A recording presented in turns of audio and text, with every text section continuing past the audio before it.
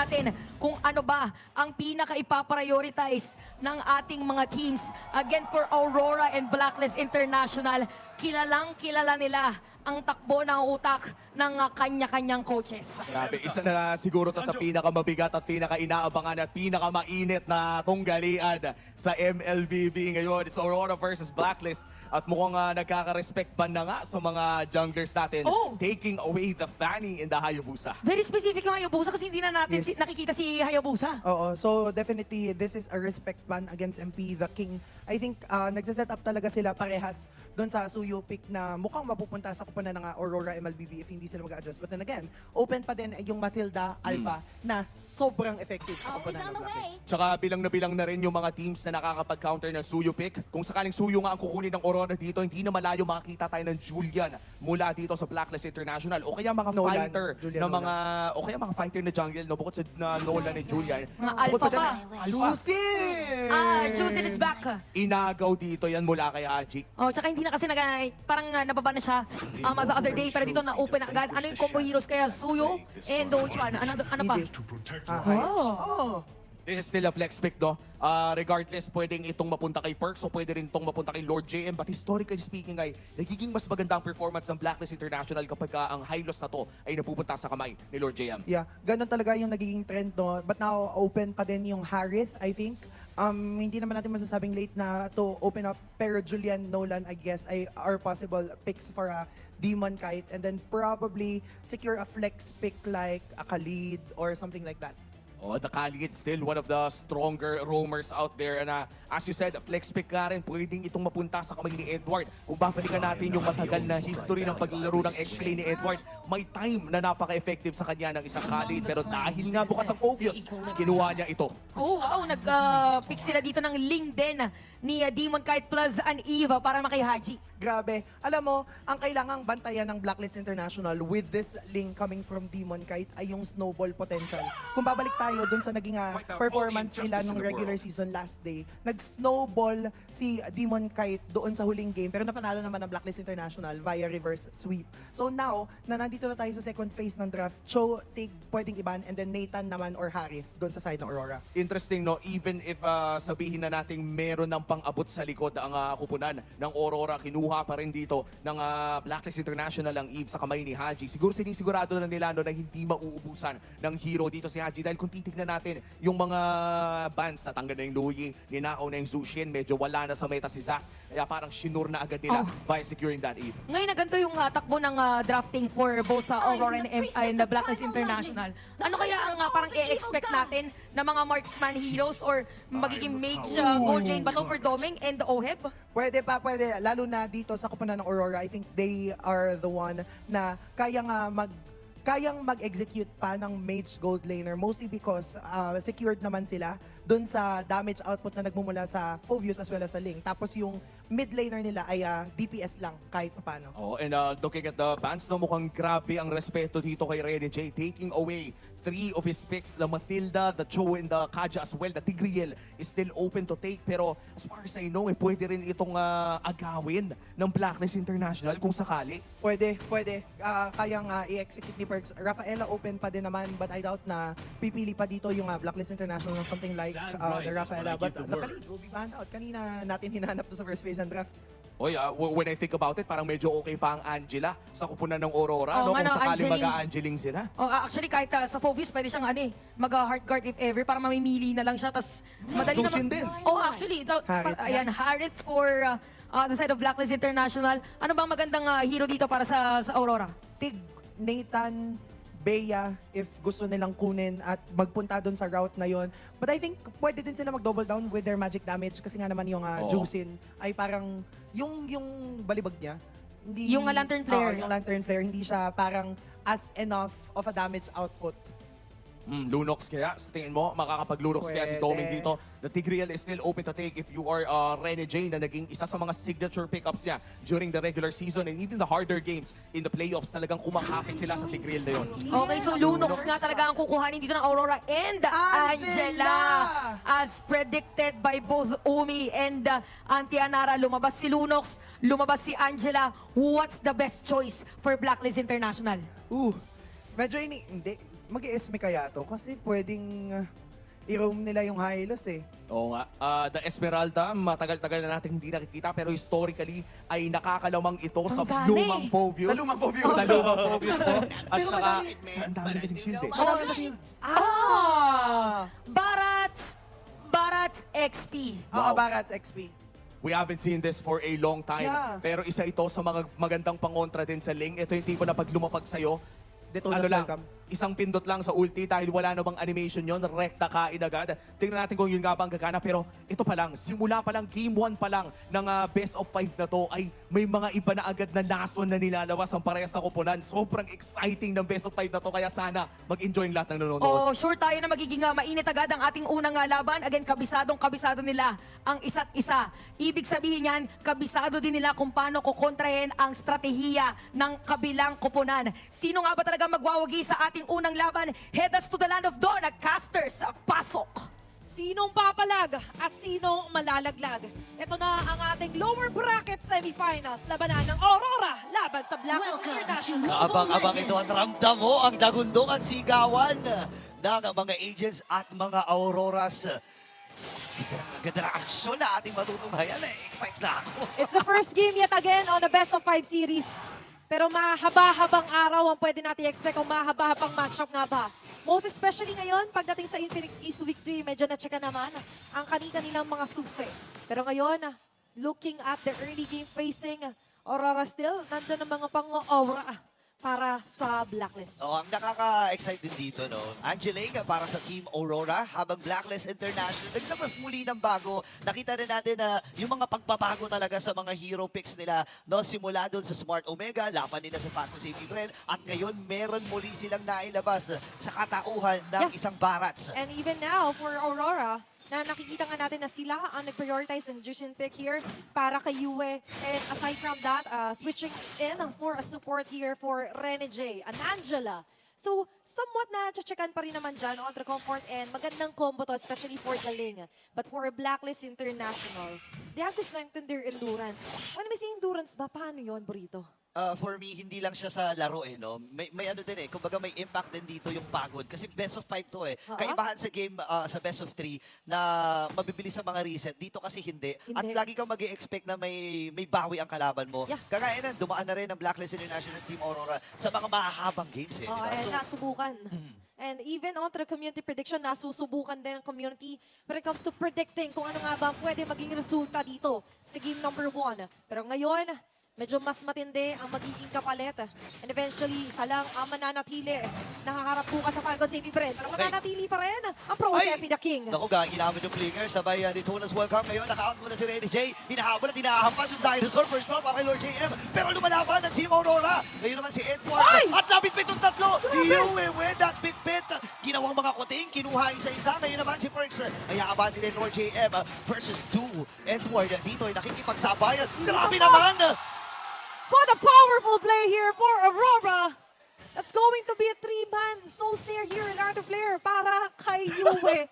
Imagine, 3 little kittens. Pero hindi mga kittens to, hindi mga kuteng. Pero Grabe. all in all, nung una nakita natin MP the King securing the first turtle. But na-take notice ng Aurora na tila ba may mga medyo nag-overstay ng kanilang welcome here onto the jungle side. At looking at the Infinix handcam here for Demon Knight, syempre kailangan natin expect more in the fast laro or laruan dito para sa isang lane. Ganyan naman talaga mga jungle. Pumipindot-pindot pa yan doon sa shop button. Para lang makita kung gaano na ba ano na bang mga ganap dito. And yun naman yung i-expect mo Kailangan kasi kapag jungle ka, mabibilis sa mga daliri. Minsan yun din yung parang paghahanda nila Warm up yan Sa mga buy and sale. Ay, oo. Kailangan kasi dyan na well-warmed up, well-oiled. And syempre, naka-ready rin naman siya to rumble if ever man. And speaking of which, meron siyang isang makikita. Si Haji ang nakita niya dito sa hanib ng hard guard. Habang episode play na nagamit din si Yui, binababarang lateral player. Ngayon, di ba ba hindi, naabutan. At si Perks ang kanyang pinupuruan dito. Buhay pa rin si Haji. At ito na naman, nahihirapan ng Blacklist International sa harapan dun sa Zushin. Pero ito yung hindi nahihirapan sa harapan. Edward, but if Spobius play, Blacklist International on the other hand, na-prevent naman nila yung casualty doon. Pero right now, they still need an answer to what Aurora is doing onto them. At dito tayo sa pangalawang pagong, magtutuos na naman. Yung tanong mo, ginagamitan na naman ng mga lanterns niya dito. Domeng, nagamit din yung, si Oheb, nagamit yung kanyang Zaman Force. Ngayon may mga kits at may idea dito ang Team Aurora na hindi rin makakasabay. Hindi mo Itong na- si Oheb maya-maya, Demon Kite, hinahawakan pa rin yung pagong.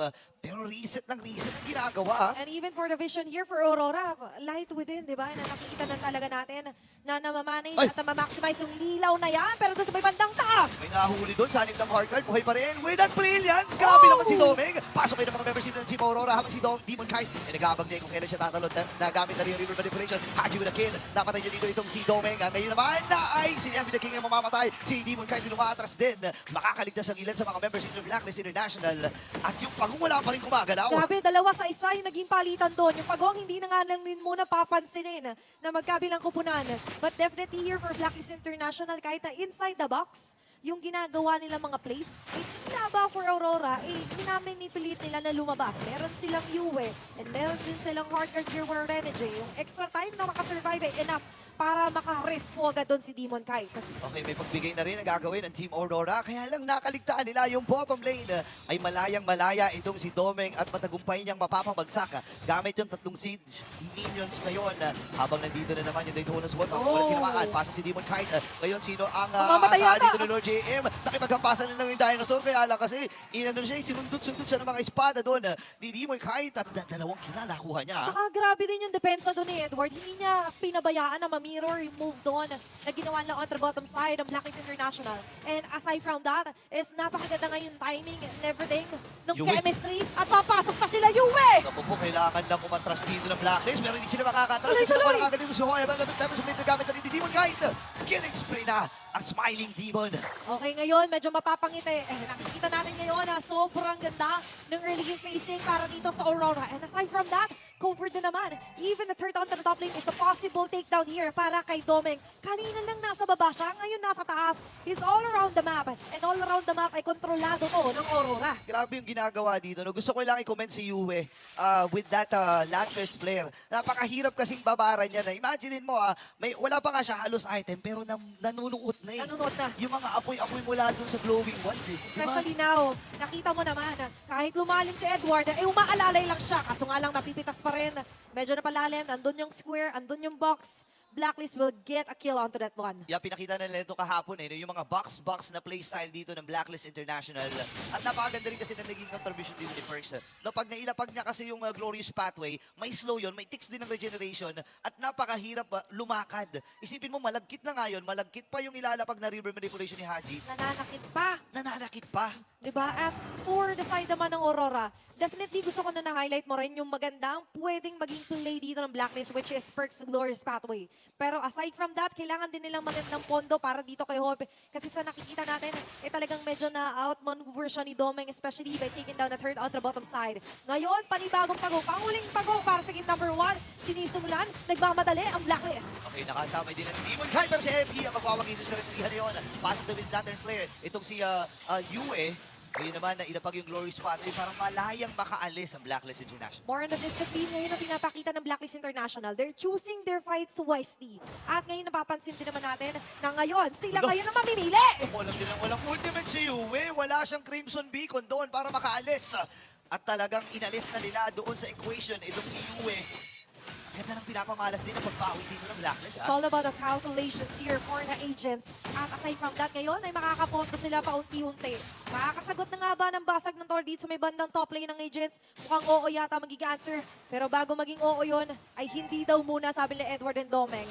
Blacklist International right now. Nakita natin nakakakuha sila ng magagandang plays. Pero aside from that, ngayon kailangan din nilang i-take hold, i-take over yung charge pagdating sa overall picture. Yeah, ito naman yung maganda para sa Blacklist. No? Kahit basag yung top lane nila, basag yung bottom lane nila, objectives naman doon sa pagong ay nakuha nila lahat. And maganda rin naman yung pag-manage nila no, ng kanilang mga waves dito, and at the same time yung pag-react nila pagdating sa mga team fight na nilalaruan dito ng Team Aurora. Kasi alam din nila yung alam din nila yung condition dito ng lineup ng Team Aurora. No? Naka-Angeling kayo, So kailangan nating mag-expect na may mga pick-offs na darating mula doon sa Aurora. Kaya nga naman, kung mapansin mo si Lord JM at si Perks, lagi lang sila nakaantabay doon sa mga vital heroes ng Blacklist. Exactly. They're on high alert right now. And in-acknowledge nila yung ganong klaseng presence. And ngayon, nag-over nga yung hard guard, oh. Yung ganong, sabihin natin picture, sabi nila parang medyo may nagbabantay na CCTV. Oo. And para sa Blacklist International, you want to somehow i-poke or i-bait na magamit agad yung hard guard na yan. Kasi sa ngayon, hindi mo basta-basta makikita sa Rene J sa mapa. Not unless he wants to be seen na nga lang din. Might be a bait tactic na pwedeng ginagawa sa kanila ng Aurora. Pero sa ngayon, buhay na yung Lord at yung karamihan sa miyembro ng agents ay nandito na rin naman. Aray, kung grabe naman yung sakit ng damage mula doon sa Void Crystal at doon sa mga buga ni Lord JM. And gusto ko yung sinabi mo, no, minsan kasi kapag naka-hover lang yung hard guard, dadalawang isip ka rin kung i-go mo no? Kasi any moment pwedeng sumanib yung Angela, di ba pwedeng makipagsabayan sa inyo. So ngayon naman, sinisimulan na ng Blacklist International itong Lord na to. Oh, pero mukhang bibitawan na lang din muna nila. They're unsure on where the position is here para sa ibang mga miyembro. Binibilang nila pero mukhang isa, dalawa pa lang yung nakikita nila para dito sa vision. And aside from that, kailangan din naman muna mag-purple bomb ng ating mga junglers. Pero dito liliko tayo muli onto another pagbalik chacha muna ng Lord.